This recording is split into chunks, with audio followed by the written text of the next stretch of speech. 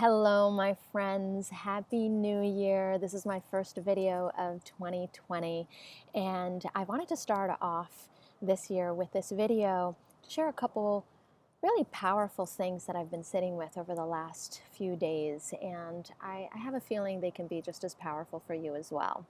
Today, I'm sitting at this beautiful RV park called Sigsbee Park in Key West. It's gorgeous out. It's a little windy, so I'm hoping the wind won't blow on the mic too much. And, the first thing that I wanted to share has a little bit to do, has come about because of this new RV lifestyle that I'm living. Some of you may know that I've been living in an RV, driving and traveling through the south of the US for the last few months. And, it's got some really wonderful things. Of course, it's a life of adventure. Yesterday we went kayaking after work and homeschooling were done, and maybe today we'll do some of the same. So there's lots of wonderful things to it. But there are also some challenges. And a lot of the challenges have to do with, living without a lot of the modern life luxuries, the modern life conveniences that we are used to. Right now we are doing what is called dry camping. So for the next 2 weeks, we are on a site where we don't have electricity, we don't have running water or sewer. We have to run a generator for a couple hours here and there to charge our phones and computers. We have to gather water to fill up our tank. So this is a reality that, in the modern world, we don't really have to deal with. And it just shows us, it's given us an appreciation of our water to a whole different extent. We have to deal with our sewer in a much more intimate way than we do at home. So there's all these challenges that are different. But then there's some deeper challenges, which are really what I wanted to talk to you about. Because when we are on this life on the road, what I'm noticing is that wherever you go, your happiness and your unhappiness will follow you. I'm noticing that my contentment and my dissatisfaction goes with me wherever I go. And that this kind of RVing lifestyle, this life on the road, has opened up an opportunity to see, wait a minute, everything around me has changed, and some of these pieces inside of me are still there. So it's really inside of me. And I wanted to share it because that's a reality for a lot of us. When we're in the routine of our life and our world, we can very easily get caught up in the story that once we fix this one thing in our lives, then we'll be happy. Once I fix my health, once I fix my relationship, once I make this thing go away at work, once I fix my career or find a new job, once I fix my home, once I fix this conflict or whatever it may be, we have these stories, many stories of the things outside of us that aren't right, which is why we're not content or we're not happy.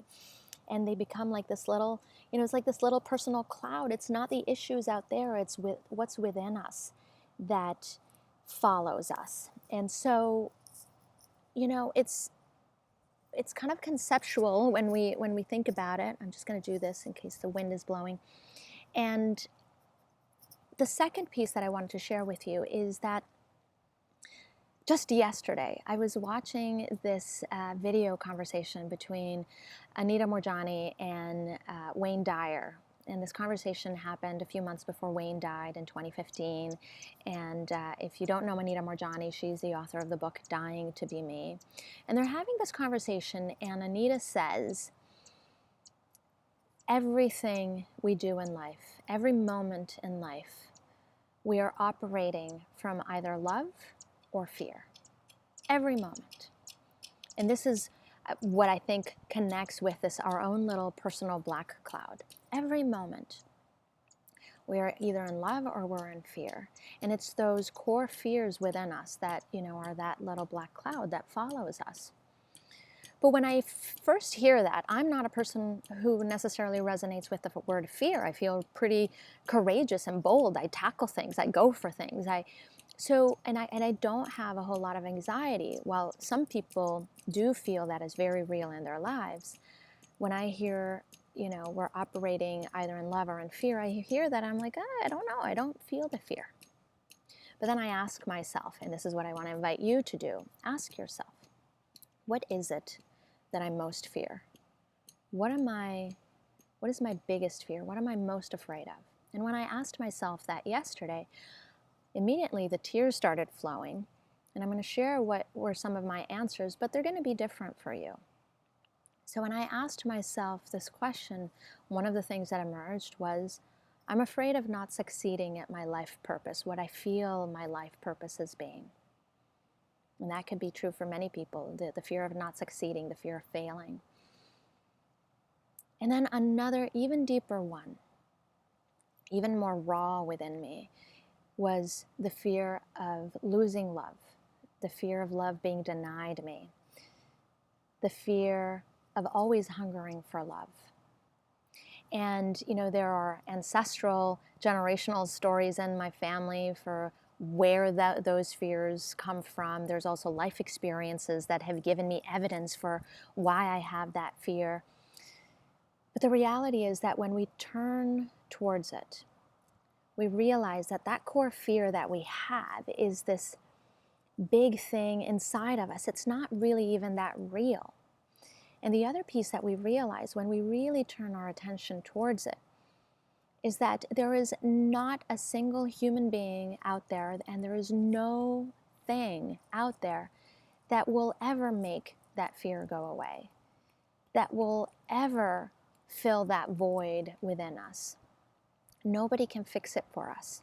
And a lot of what we do in life, a lot of our pursuit can often be in the pursuit of trying to make that fear go away, and we're not realizing that that's what's driving us. And that's what Anita and Wayne mean by that statement, that we're either operating from a place of love or we're operating from a place of fear.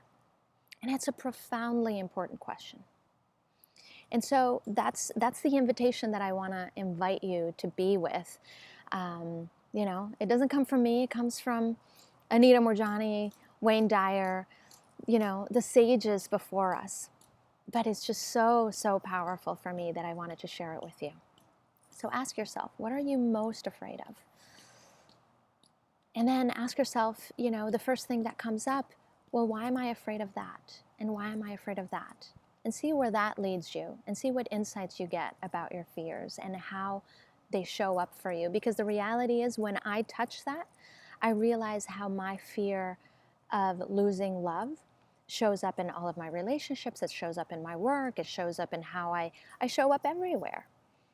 And so when you get to that place of really seeing your core fears, you can see how they touch everything in your life. So I'll hope you take me up on my invitation.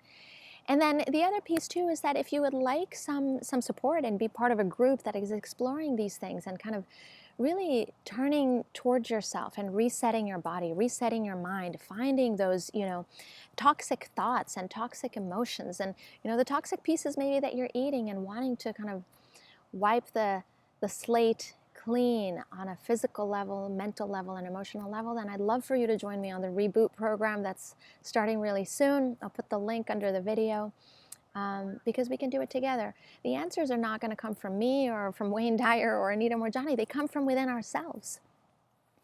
And I'll say one more thing. When I turned towards this question yesterday and I found within myself that core fear of losing love,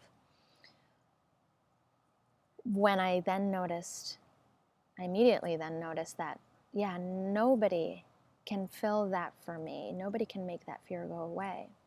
It is only by turning in towards myself, towards my heart, and feeling the love in there that I believe is the love of the divine expressing itself in my heart, in the love towards myself and my love towards everything around me, that fear disappears and that void gets filled. And then I realize there is no void. All of that love is already in here. So, my friends, I hope this is helpful, and let me know what you think. I'd love to hear from you. Bye-bye.